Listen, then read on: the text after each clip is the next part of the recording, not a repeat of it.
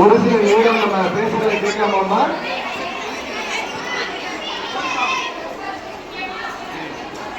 அதிக நேரம் எடுத்துக்கல.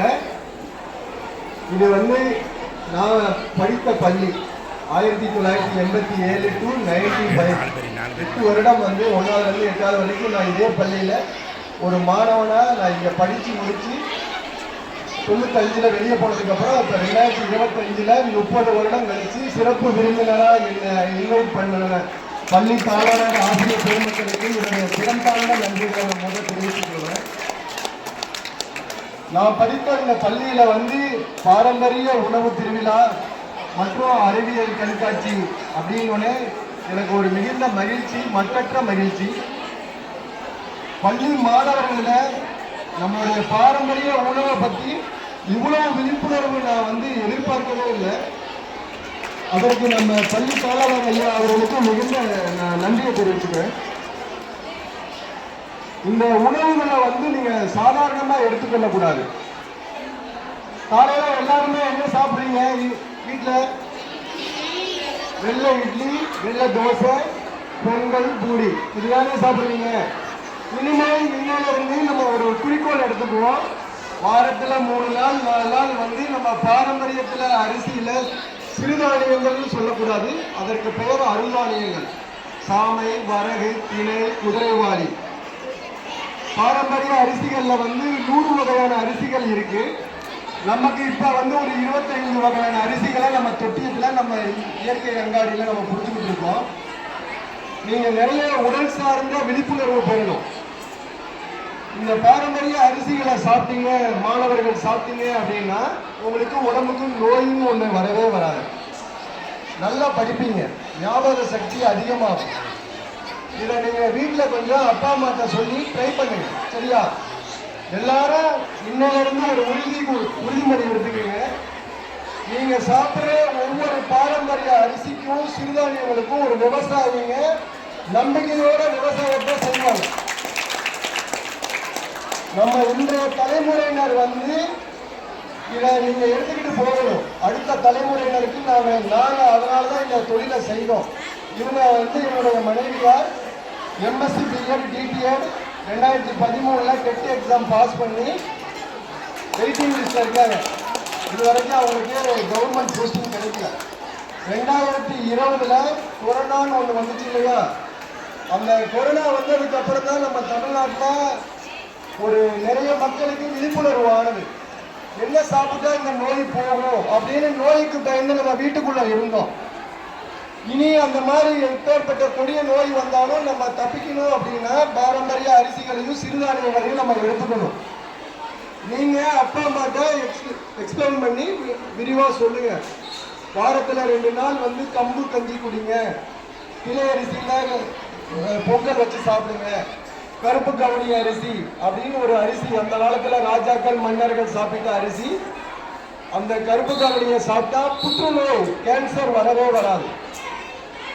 உடம்பு வந்து உடல் பருமன் ஏறாது.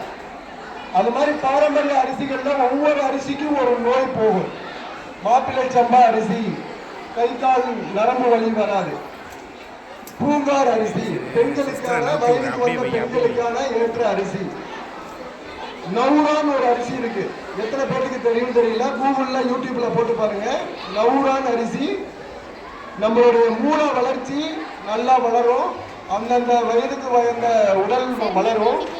அந்த அரிசிகள்ல நீங்க மதிப்பு கூட்டி புட்டு, பணியாரம், கொழுக்கட்டை அப்படின்னு நம்ம பாரம்பரிய அரிசிகள்ல நீங்க செஞ்சு பாருங்க. உங்களுக்கு வந்து விழிப்புணர்வு மேலும் வரணும் அப்படின்னா நம்ம தொட்டியத்துல நம்ம யாழ் இயற்கை வங்காளில மேடம் வந்து உங்களுக்கு விழிப்புணர்வு சொல்லி தருவாங்க. நாங்கள் முஸ்லீம்லையும் கடை வச்சிருக்கோம். எஃப்எம் கேட்பீங்கன்னா ரேடியோவில் கேளுங்க. வாட்ஸ்அப்பில் உங்களுக்கு தகவல்களை நாங்கள் பரிமாறுறோம். நம்மளுடைய அங்காடிக்கு இப்போ ஒரு 5000 கஸ்டமர் தமிழ்நாடு ஃபுல்லாக இருக்காங்க. சிறுவள்ளி பெருவெள்ளம் நாங்கள் நம்பர் 1ல இருந்து ஆரம்பிச்சு இந்த 5 வருடத்தில் ஒரு 5000 கஸ்டமரை நாங்கள் இலக்கு எட்டி இருக்கோம். இது வந்து எல்லாரும் எல்லா விதமாக பயன்பெறணும் அப்படிங்கிற ஒரு பரந்த சேவை மனப்பான்மையோட நாங்கள் வந்து ஒரு ப்ரொஃபஷனல் ஒர்க்கர். அதை நாங்கள் ஜாப் லாஸ் பண்ணிட்டு கடந்த 5 வருடமாக இந்த பாரம்பரிய அரிசிகளையும் சிறுதானியங்களையும் நாங்கள் முன்னெடுத்து கொண்டுட்டு இருக்கோம். ஒவ்வொரு ஆடி மாதம் 1ஆம் தேதி 2ஆம் தேதி உணவு திருவிழா நம்ம தொட்டியத்தில் நடக்கும். இங்கே வேலை பார்க்கும் ஆசிரியர் முத்துக்குமார் தம்பி அவர்களுக்கு என்னுடைய மிகுந்த நன்றியை நான் தெரிவித்துக் கொள்கிறேன். அவர் மிகுந்த இயற்கை வேளாண் அறிவியல் சார்ந்த விவசாயம் பண்றவர். இந்த இடத்துல நான் அவரை ஹானர் பண்ணணும். அவர் ஒரு சிறந்த இளம் இயற்கை விவசாயி. அவர் நிறைய முன்னெடுப்புகளை செஞ்சிட்டு இருக்காங்க. உங்களுக்கு யாருக்குமே தெரியாது, முத்துக்குமார் ஆசிரியர் ஃப்ரீயா இருக்கப்போ ஒவ்வொருவரும் நீங்க அவரை தொடர்பு கொண்டு என்ன மாதிரி அரிசி அப்படின்னா அரிசிகளை பத்திய முழு வீடியோ யூடியூப்ல அவர் போட்டுட்டு இருக்காரு. அதே மாதிரி நீங்க இளைஞர்கள் இப்ப இருந்து காலை மதியம் உணவு பசிச்சு சாப்பிடணும். பசிக்காம சாப்பிடக்கூடாது. துரித உணவுகளை அவாய்ட் பண்ணிடணும். இந்த பாரம்பரிய உணவு திருவிழாவை நமது பள்ளியில, நான் படித்த பள்ளியில என்னைய சிறப்பு விருந்தினராக அழைத்து இவ்வளவு தூரம் இந்த மாணவர்கள் நாங்கள் நிறைய ஒவ்வொருத்தரும் சொல்றப்ப எனக்கு வார்த்தை வரல. அவ்வளவு சூப்பரா பண்றீங்க. வெள்ளை கோலத்துல கோலம் மாவுல நான் கோலம் போட்டு பார்த்துருக்கேன். இந்த பாரம்பரிய அரிசியில கோலம் போட்ட அத்தனை பேருக்கும் என்னுடைய சிறந்தாலும் நன்றி. போடுறீங்க. இதுக்கு எவ்வளவு உழைப்பு இருக்கணும் அப்படிங்கிறத நான் என்னால புரிந்து கொள்ள முடியுது.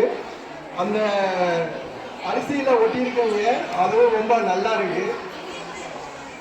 இதை ஒரு பள்ளியில இன்னைக்கு நீங்க ஒரு நாள் புக்ஸ் படிக்கிறத விட இன்னைக்கு சந்தோஷமா ஒரு உணவுக்குள்ளால நிறைய அறிவு சார்ந்த விஷயங்களை கத்துக்கிட்டீங்க.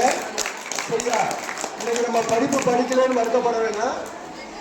இந்த மாதிரி உளவியல் ரீதியா அறிவியல் சார்ந்து, உடல் சார்ந்து, மொழி சார்ந்து நம்ம இந்த பள்ளியில சிறப்பா எடுத்துட்டு போற ஆசிரியர் பெருமக்களுக்கும் பள்ளி பாலகர் ஐயா அவர்களுக்கும் என்னுடைய மனமார்ந்த நன்றியை சொல்லி நான் விடைபெறுகிறேன். நன்றி, வணக்கம்.